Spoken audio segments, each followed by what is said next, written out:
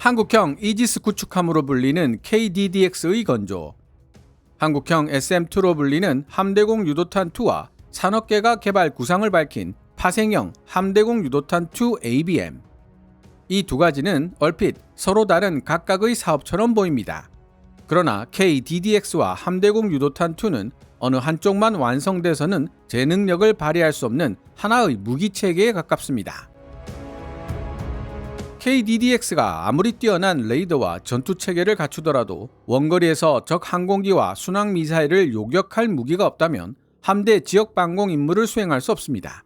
반대로 함대공 유도탄2가 계획한 성능대로 개발된다고 하더라도 KDDX에 탑재된 다기능 레이더와 전투체계가 정확한 표적 정보를 제공하지 못하고 한국형 수직 발사체계 이하 KVLS-2가 함대공 유도탄2를 안정적으로 발사하지 못하는 경우에도 KDDX 실전 배치의 의미는 크게 퇴색될 것입니다.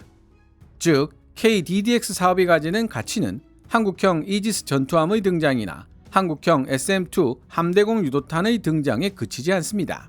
탐지와 추적, 교전 판단, 표적 정보 갱신, 수직 발사, 중간 유도와 종말 요격으로 이어지는 해상 방공의 전체 연결고리를 대한민국이 독자적으로 구축할 수 있느냐 없느냐를 판가름짓는 중요한 이정표가 될 사건이기 때문입니다.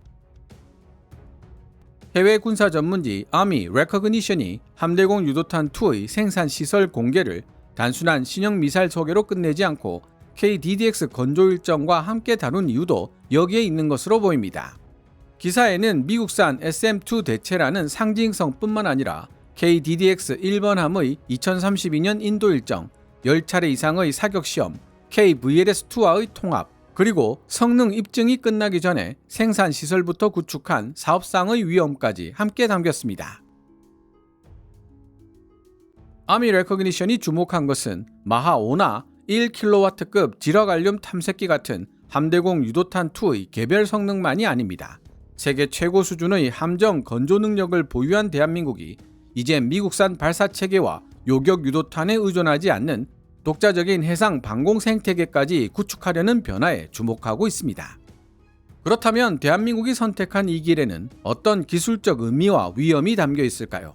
장거리 대공 방어를 책임지는 함대공 유도탄2, 중거리 대공 방어를 책임질 해궁2, 최종 근접 방어 체계 시위스2, 그리고 탄도미사일 방어를 전담하게 될 함대공 유도탄2 ABM으로 구성되는 다층 대공 방어망이 KDDX에 의해 구현될 때 대한민국의 독자적 해상 방공망은 세계 몇 위 수준으로 평가받을 수 있을까요? Army Recognition이 2026년 7월 27일 보도한 내용을 살펴본 후 분석해 보도록 하겠습니다. 그럼 시작합니다.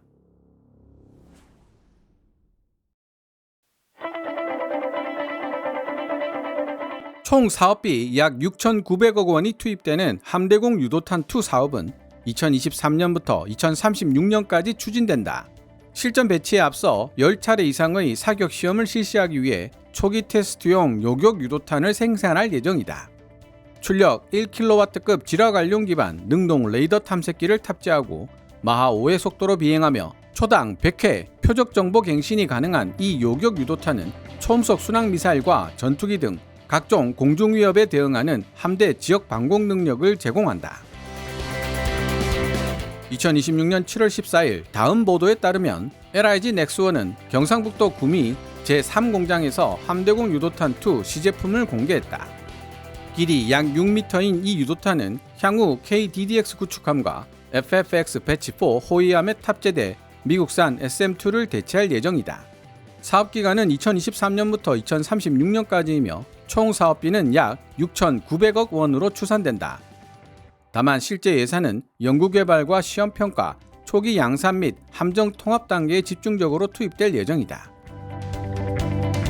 초기 테스트용 요격 유도탄 생산은 방위사업청이 함대공 유도탄2 개발을 승인한 지 3년, 2023년 10월 LIG 넥스원이 개발업체로 선정된 지 약 2년이 지난 2026년 7월에 시작될 예정이었다. 이 테스트용 유도탄들은 양산형 유도탄이 실제 전투함에 탑재되기 전까지 10차례 이상의 사격 시험에 사용된다.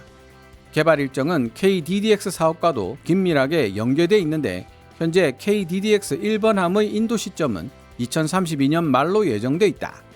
따라서 최초 테스트용 유도탄 생산부터 KDDX 1번함 배치까지 약 6년의 시간이 확보된다.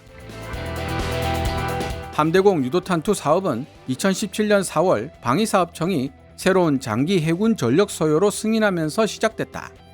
이후 2021년과 2022년에 소요 검증과 사업 타당성 평가가 진행됐으며 2023년 3월 방위사업추진위원회가 개발 계획을 승인했다.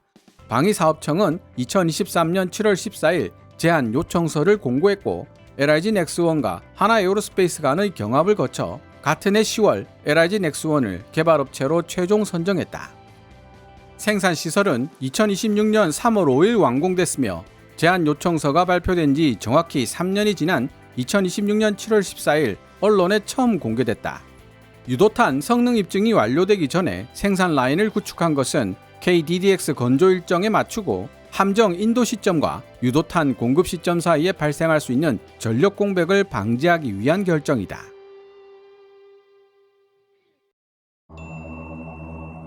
다만 이러한 결정은 사업 위험의 일부를 양산 준비 단계로 앞당기는 결과를 불러온다. 유도탄 사격 시험이 완료되기 전에 생산용 설비와 건물, 검사 장비 및 공급망 구축에 대한 투자가 이루어졌기 때문이다. 만약 성능 입증 과정에서 구조, 탐색기, 추진기관, 소프트웨어 결함이 발견될 경우 이미 가동 중인 생산 라인에 수정사항을 반영해야 하는 부담이 따른다. 공개된 정보에 따르면 함대공 유도탄2의 길이는 약 6m이며 크게 세 부분으로 구성된다. 전방부에는 표적의 정보를 수신하고 움직임을 예측하며 요격 경로를 계산하고 비행 제어를 담당하는 탐색기와 유도 전자장비가 들어간다. 중앙부에는 주 추진기관과 탄두가 배치되며 후방부에는 수직 발사관 VLS에서 발사된 직후 초기 추진력을 제공하는 부스터가 장착된다. 생산 공정은 약 20단계로 나뉘며 조립 시작부터 유도탄 한 발이 완성되기까지 약 3개월이 소요된다. 20명 이상의 전문 인력이 기계 부품 조립과 케이블 및 전자장비 설치, 추진기관 통합, 정렬, 검사, 기능시험 등의 공정에 참여한다. 구미공장은 폭발 사고 위험을 최소화하기 위해 60cm 이상의 강화 방호벽으로 격리된 4개의 주요 조립 검사 공간을 갖추고 있다. 생산동의 내부 높이는 약 8m이며 약 30종의 전용 조립 치공구와 작업대 및 특수공구가 사용된다. 함대공 유도탄2가 기존 한국산 함대공 요격 유도탄과 비교해 가장 두드러지게 달라진 부분은 탐색기이다. 함대공 유도탄2는 출력 1kW급 지라갈륨 반도체 전력 증폭기를 기반으로 한 3세대 능동 레이더 탐색기를 사용한다. 국산 1세대 탐색기는 천궁에 적용됐으며 2세대는 LSM에, 이보다 출력이 높고 처리 속도가 빠른 3세대 탐색기는 함대공 유도탄2에 적용된다. 지라갈륨은 기존 반도체 소재보다 높은 전력 밀도와 고온에서 레이더 송신기를 운용할 수 있게 해준다. 안테나 구경과 전력 공급, 냉각 능력이 제한되는 유도탄의 기수 내부에서는 특히 중요한 장점이다. 보도에 따르면 1세대 탐색기가 추적할 수 있는 최소 표적 크기는 1.4m였지만 함대공 유도탄2에서는 0.3m로 약 79% 감소했다. 다만 이 수치를 모든 조건에서 적용되는 절대적인 탐지 보장 기준으로 해석해서는 안 된다.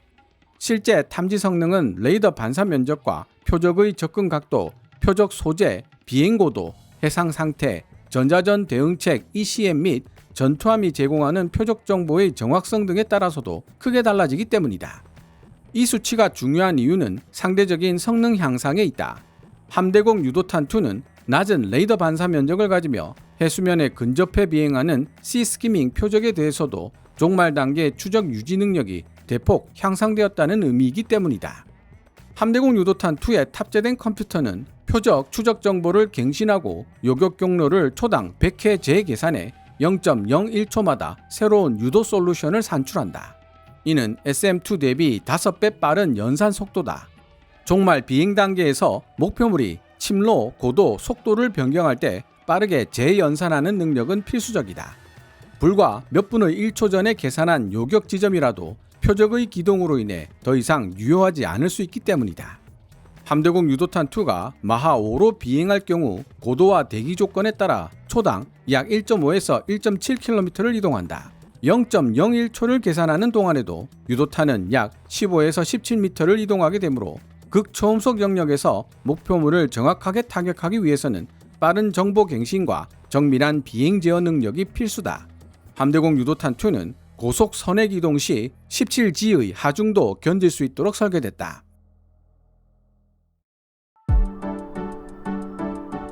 따라서 성능평가 테스트에서는 탐색기와 전자회로기판, 탄두 연결부, 로켓 모터 접합부 및 비행 제어 장치가 발사 충격과 진동, 반복되는 고기동 하중 환경에서도 정상적으로 작동하는지를 검증해야 한다. 함대공 유도탄2가 대응하도록 설정된 위협은 탄도미사일이 아닌 항공기와 순항미사일, 특히 소형 초음속 순항미사일이다. 탄도미사일 요격에는 별도의 함대공 유도탄2 ABM이 개발되고 있다. 탄도미사일은 항공기나 순항미사일 같은 표적과 비교해 요구되는 요격 고도와 교전 속도, 기동 및 파괴 메커니즘이 다르기 때문이다. 함대공 유도탄2는 LSAM-1의 항공기 요격용 유도탄을 기반으로 개발되었기 때문에 LIG-X1은 지상 기반 장거리 대공 방어 체계를 개발하면서 확보한 기술의 상당 부분을 재활용할 수 있었다. 추진 기관과 비행 제어, 능동 레이더 유도 및 연산 체계는 지상 기반 LSAM에서 빌려올 수 있었지만 이를 해상 기반으로 전환하는 것은 단순히 함정용 발사관에 넣는 것 이상의 복잡한 과정을 동반한다.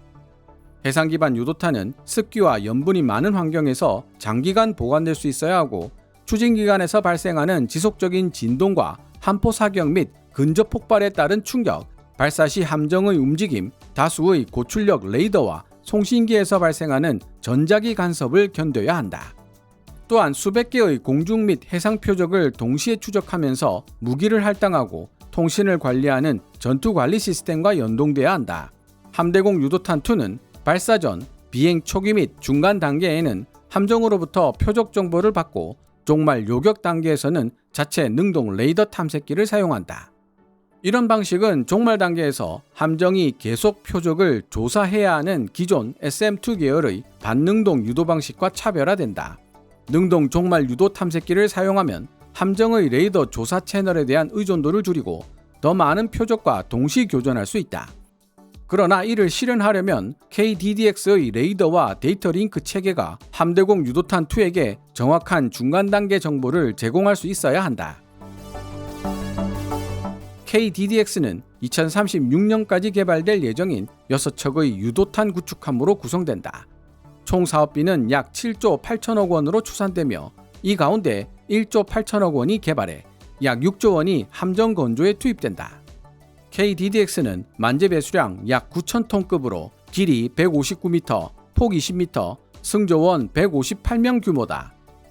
무장으로는 127mm 함포와 8발의 대함미사일, 48셀의 한국형 수직발사체계 KVLS-1, 16셀의 한국형 수직발사체계 2 KVLS-2가 포함될 예정이나 공개된 모형 중에는 함수 32셀과 한미 16셀로 축소된 구성도 등장했다. 통합 마스트에는 고정형 S밴드 및 X밴드 A사 레이더가 탑재된다. 사면 고정형 레이더가 360도를 감시하며 S밴드는 장거리 공중 표적과 탄도탄 탐지를, X밴드는 저고도 및 해상 표적의 정밀 추적을 분담한다. S밴드 레이더에는 약 4,096개의 송수신 모듈이 들어가는데 이는 AN/SPY-1DB 레이더의 약 4,350개와 유사한 수준이다. 2026년 6월 하나오션은 KDDX 상세 설계 및 건조를 위한 우선 협상 대상자로 선정됐다. 방위사업청은 1번함을 2032년 말까지 인도할 계획이다.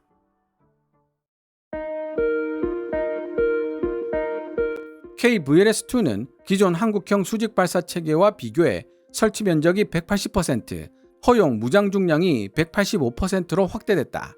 즉, 갑판 점유 면적은 80%, 길이는 20% 늘어났으며 85% 더 무거운 무장을 수용할 수 있다. 현재 KDDX에는 미국의 마크 41 수직발사 체계를 탑재할 계획이 없다. 따라서 함대공 유도탄2와 KVLS-2의 성공적인 통합은 선택이 아닌 필수 요구 조건이다. 함대공 유도탄2는 홍상어 대잠 유도 미사일과 해룡 함대지 미사일 등 다른 국산 무장들과 KDDX의 한정된 수직 발사체계 탑재 공간을 나눠 사용해야 한다.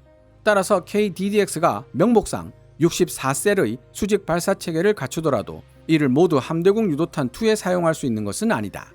특히 기사 앞부분에서 제시한 48셀의 KVLS-1과 16셀의 KVLS-2 혼합 구성을 전제로 하면 KVLS-2에 통합되는 함대공 유도탄 2의 탑재량은 KVLS-1 16셀에 의해 제한된다. 다만 KDDX가 상세 설계 단계에 들어간 만큼 최종적인 수직 발사 체계 구성과 무장별 배분 비율은 달라질 수 있다. 구체적인 운용 교리와 표적당 발사 수량 및 최종 무장 조합은 공개되지 않았다. 그러나 한정된 수직 발사관을 대공, 대잠, 대함, 대지 임무에 배분해야 한다는 점은 분명한 작전상 제약이다. 함대공 유도탄2는 대한민국 해군의 방공체계 비용 및 군수지원 구조도 바꿀 것으로 기대된다. 현재 대한민국 해군은 충무공 이순신급 구축함과 세종대왕급 이지스 구축함에 미국산 SM-2를 운용하고 있다. 추가로 SM-6 및 더 높은 고도에서 탄도미사일을 방어하기 위해 SM-3 도입도 결정한 상태다. 그러나 SM-2는 해외 수요 감소로 2013년 생산이 중단되었다가 한국, 일본, 호주, 네덜란드의 주문으로 2017년 생산이 재개되었을 정도로 해외 도입 미사일이 가진 리스크를 선명하게 보여주었다. 현재 대한민국이 SM-2와 관련해 우려하는 부분에는 성능뿐 아니라 높은 단가와 유지비, 정비 요구 조건 등이 포함된다. 함대공 유도탄2 역시 개발비, 검증비, 양산 설비, 창정비 인프라, 예비 부품, 주기적 재인증에 필요한 비용을 부담해야 하므로 국산화하더라도 비용 자체가 사라지는 것은 아니다. 그러나 국산화에 성공하면 생산 시기와 수리 작업, 부품 교체 및 소프트웨어 개량을 한국이 더욱 주도적으로 통제할 수 있다. 다만 전체 도입 수량도 알려지지 않았기 때문에 신뢰할 만한 함대공 유도탄2의 한 발당 가격을 산출하기는 어렵다. 함대공 유도탄2가 KDDX 6척과 향후 건조될 FFX 배치 4 호위함에 모두 도입될 경우 수량 증대에 따른 규모의 경제 효과로 경제성이 대폭 강화될 전망이다. 함대공 유도탄2는 한국형 해상 방공 유도탄 체계에서 외곽 방공층을 담당할 예정이다. 탄도미사일을 요격하기 위한 함대공 유도탄2 ABM은 천공3 요격 유도탄을 기반으로 개발하는 방안이 추진되고 있다. 이보다 사거리가 짧은 해궁2 개발 구상도 공개돼 있으며 미국의 림162 개량형 시스페로우 미사일 ESSM을 대체할 가능성이 있다. 향후 KDDX의 대공 방어 체계는 외곽 방공을 담당하는 함대공 유도탄2, 중거리 방공을 담당하는 해궁2, 최종 근접 방어를 담당하는 시위즈2의 다층 방어망으로 구성되며 탄도미사일은 별도의 SM-3 또는 함대공 유도탄2 ABM이 담당하게 된다. 문제는 이들 가운데 하나라도 개발이 지연되면 다른 체계들의 기술적 개발이 완료되더라도 KDDX의 완전한 작전 능력 확보가 늦어질 수 있다는 점이다.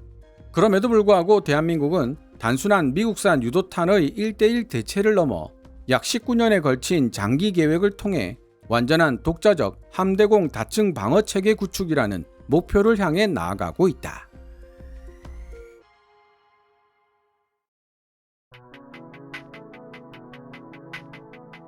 아미 레커그니션의 기사를 끝까지 살펴보면 함대공 유도탄2는 단순히 수입 운용 중인 SM-2를 대체하는 수단이 아닙니다. KDDX를 진정한 의미의 국산 함대 방공 구축함으로 완성하기 위한 핵심 연결고리 가운데 하나입니다. 그렇다면 KDDX와 함대공 유도탄2, 해궁2, 시위즈2, 그리고 함대공 유도탄2 ABM까지 모두 성공적으로 개발될 경우 대한민국의 독자적인 해상 방공 체계는 세계 어느 정도 수준에 도달하게 될까요? KDDX가 상세 설계와 선도함 건조 단계에 들어갔고 함대공 유도탄2가 시험용 유도탄과 생산 시설을 준비하는 단계까지 진전됐다는 사실은 이런 과정이 현실화될 가능성이 높다는 사실을 보여줍니다. 게다가 지상형 LSAM이 양산 단계에 진입했다는 점도 중요합니다. 장거리 대공 요격과 탄도탄 요격에 필요한 탐색기, 추진기간, 비행 제거 및 직격 파괴 기술이 더 이상 연구실 안의 개념에 머물러 있지 않기 때문입니다. 물론 이들 체계가 KDDX 1번함의 취역과 동시에 모두 완전한 작전 능력을 갖춘다고 단정할 수는 없습니다. 공개적으로 확인된 범위에서 해궁2와 함대공 유도탄2 ABM은 아직 구체적인 사업 일정이 알려져 있지 않습니다. 따라서 KDDX에는 완성된 무장이 먼저 탑재되고 나머지 체계는 후속함이나 성능 개량 과정에서 단계적으로 통합될 가능성도 예상할 수 있습니다. 아미 레커그니션은 장기적으로 원거리에서 항공기와 순항미사일을 상대하는 함대공 유도탄2, 중단거리 위협을 담당하는 해궁2, 최종 방어선인 시위즈2, 그리고 탄도미사일을 요격하는 함대공 유도탄2 ABM이 KDDX에 통합되는 다층 방공 구조를 전망하고 있습니다. 여기에 국산 다기능 레이더와 전투체계, 데이터링크, KVLS2까지 연결될 예정입니다. 이 정도의 탐지, 지휘, 발사, 요격 체계를 자국 기술로 묶어낼 수 있는 나라는 세계적으로도 많지 않습니다. 만약 모든 사업이 계획대로 진행된다는 조건이 충족된다면 대한민국은 독자적인 해상 방공 기술과 산업 기반을 기준으로 미국, 중국, 러시아에 이은 세계 4, 5위권 개별 함정의 다층 방공 능력으로는 세계 최상위권에 진입하게 될 것으로 보이는데요. 함대공 방어 체계를 미국에 크게 의존하는 일본은 물론 독자적이거나 유럽 공동개발 방식의 방공 체계를 보유한 일부 유럽 해군 강국들과도 치열한 경쟁이 예상됩니다. 물론 그때가 와도 대한민국 해군의 방공 전력과 미국의 방공 전력 사이에는 여전히 거대한 간극이 존재할 것입니다. 미국은 함정 수와 요격탄 재고, 조기 경보기와 위성, 협동 교전 체계, CEC, 니프카, 원격 교전 능력과 실전 경험 등에서 대한민국보다 압도적인 우위를 지니고 있기 때문입니다.